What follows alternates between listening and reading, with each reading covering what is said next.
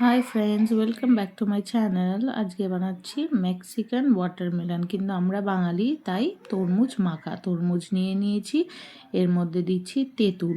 এটা একটা টক মিষ্টি তেঁতুল, ওটা মেক্সিকানেও ইউজ হয়, আমিও ইউজ করলাম। এবার দিলাম লঙ্কার গুঁড়ো, ওরা বেশি ঝাল খায় বলে বেশি লঙ্কার গুঁড়ো, আপনারা খেলেও বেশি দিতে পারেন। এবার দিলাম বিট নুন, নানিও এসে গেছে বিট নুন নিতে। বিট নুন দেওয়ার পরে এবার দেবো হচ্ছে ঝাল নুন। এটা আমি রাসবিহারি থেকে এনেছিলাম, যে কোনো চাট মাখা বা পপকর্ন করলেও আমি এটা ইউজ করি, খুব ভালো লাগে আমার খেতে। এটা একটু বেশি দিলাম।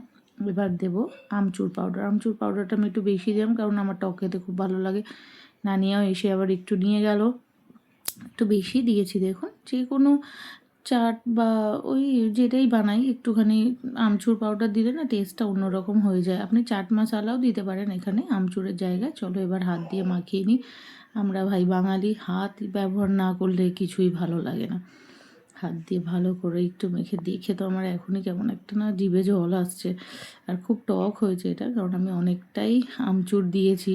তোমরা আমচুর না থাকলে চাট মশলা ব্যবহার করতে পারো। চলো, ভীষণ টক, খুব ভালো লাগছে খেতে। আর তরমুজটা না পুরো ঠান্ডা ছিল, ইয়াম্মি পুরো রস, খুব মিষ্টিও ছিল। নানিয়াকে দিয়েছি, নানিয়াও আমার মতো না হাত দেখাচ্ছে, ভীষণ ইয়াম্মি। টাটা, তোমরাও বানিয়ে খেয়েও আমাকে জানিও।